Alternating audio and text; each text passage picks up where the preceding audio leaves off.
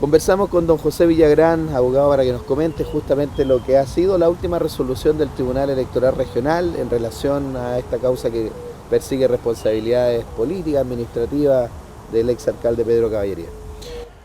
Bueno, la última resolución del día de ayer, emanada del tribunal, es una certificación donde el TER ya definitivamente indica que el plazo que tenía el requerido, Caballería, para poder apelar de esto, está vencido. Por lo tanto, certifica que no se recurrió dentro del plazo legal y por lo tanto la capacidad legal se perdió, digamos, y el fallo se encuentra hoy día firme y ejecutoriado. Eso es bien relevante respecto de los hechos consignados en la sentencia. Bueno, esto quiere decir que efectivamente no hubo apelación por la parte requerida. Quiere decir dos cosas. Una, que no hubo una apelación, y la segunda es que los hechos que estableció el tribunal quedan a firme. O sea, nadie puede hoy día poner en duda eh, bueno, los hechos que están acreditados largamente en la sentencia. Bueno, qué es lo que viene ahora o con esto ya definitivamente la causa se da por culminada? Bueno, a partir de hoy día y durante 5 años el requerido no puede optar a ningún cargo público, sea de representación popular o sea un cargo público vía contrata o honorario, en la administración del Estado, ni central ni municipal, y esa es la sanción que estableció el Tribunal Electoral Regional. Eh, Entiendo que a partir de este fallo, ¿no es cierto?, se comienza a cumplir esa sanción y, y en este mismo lugar donde iniciamos con los concejales la presentación de la acción de requerimiento en contra del hoy día la ex autoridad, establecimos, ¿no es cierto?, que aquellos hechos que señalamos en el requerimiento tenían el sustento a tal punto que hoy día el requerido ni siquiera apeló, digamos, lo que puede deberse a múltiples factores, pero si alguien se pretende inocente, debiera mantener esa postura hasta el final, cosa que no hizo el requerido. Bueno, ahora evidentemente entiendo que esto podría derivar en persecución o en causa del tipo civil. Sí, bueno, hay que analizar ahora, desmenuzar el fallo, porque hay una seguidilla de cuestiones que son de diversa índole. Tenemos, por un lado, contrataciones que están enmarcadas en licitaciones donde se infringen los principios de la licitación pública. Tenemos persecuciones a funcionarios de la municipalidad. Tenemos usurpación de funciones respecto de la calidad de, de fiscal administrativo, y así suma y sigue. Y usted entiende bien, digamos, respecto de cada uno de estos hechos ya fijados por el tribunal, hay que analizarlos en su mérito desde una multiplicidad de situaciones. Uno podría preguntarse primero qué ocurrió con aquellos concejales que, puesto en conocimiento de la Contraloría las irregularidades constatadas por ese organismo, que no actuaron finalmente y solamente concurrieron 4 a este requerimiento. Uno podría hacerse esa pregunta desde el punto de vista de que se supone que las autoridades municipales tienen como propósito la defensa de los bienes públicos. Y además la ley orgánica constitucional les plantea ciertas obligaciones que van incluso más allá de sus amistades, ¿no es cierto?, o camaradería. Luego tenemos, en el caso concreto, el actual ilegal de algunas de estas personas, me refiero a los involucrados en los hechos, el requerido y otras personas, y ahí usted tiene que ver si estos son constitutivos de acciones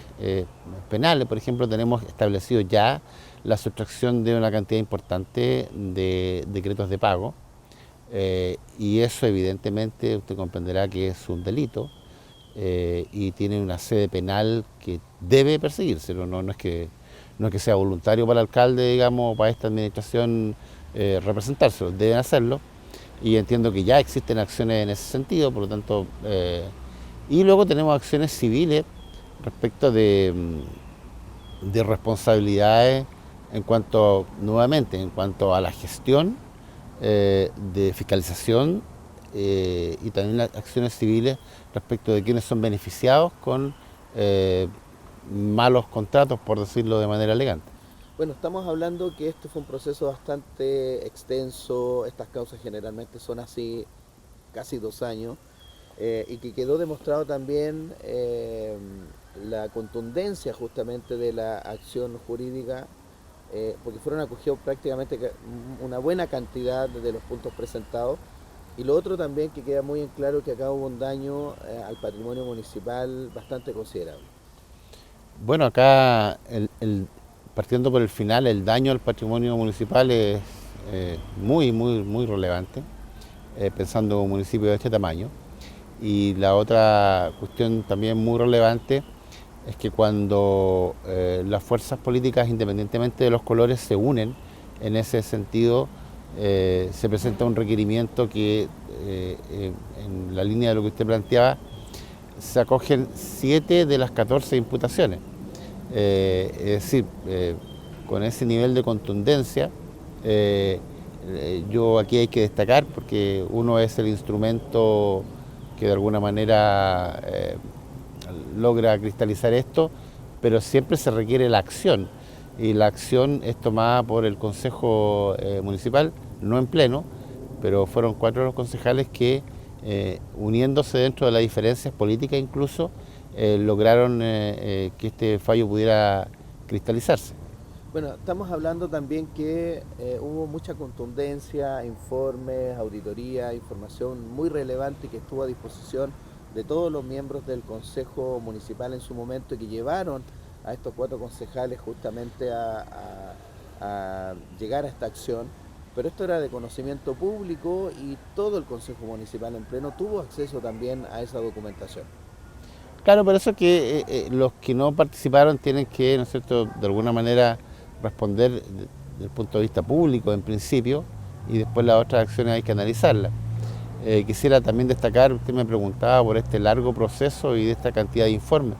Bueno, hay una cantidad de informes que emanan directamente de la Contraloría, y esos informes son categóricos en términos de la gestión deficiente de la ex autoridad,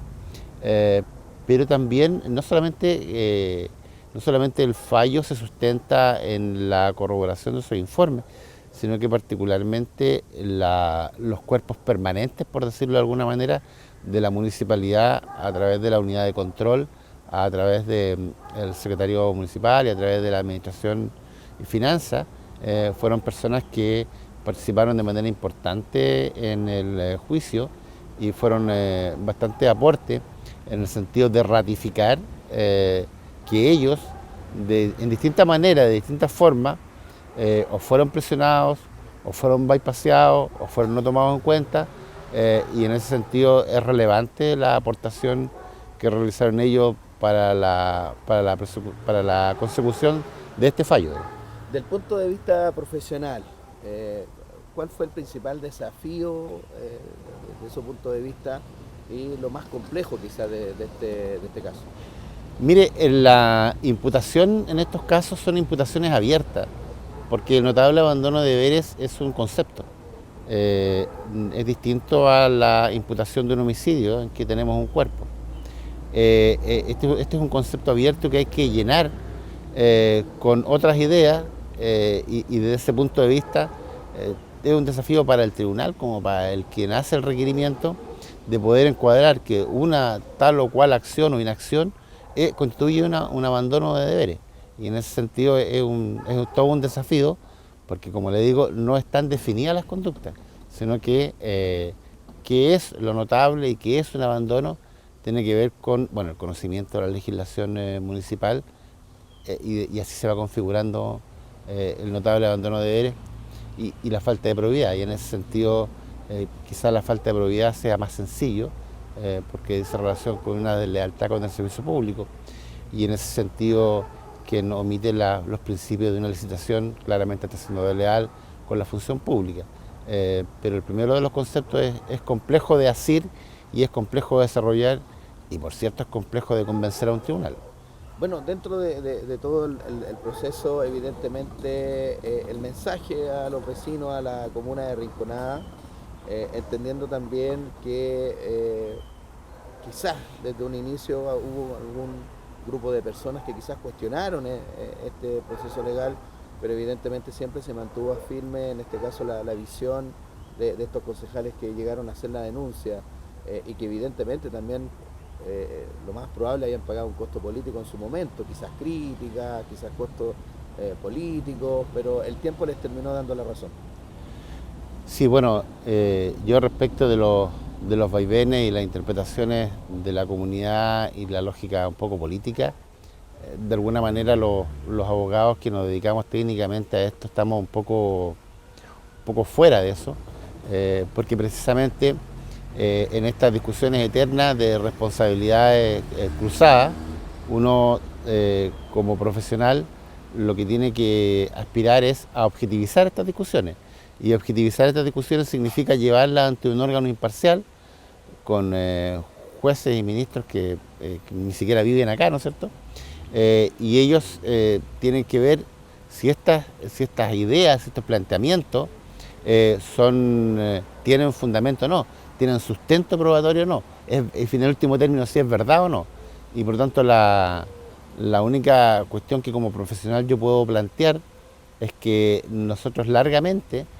logramos acreditar y convencer al tribunal de que estos hechos que planteaban los concejales en esa oportunidad ocurrieron en el mundo real y causaron perjuicio en el mundo real.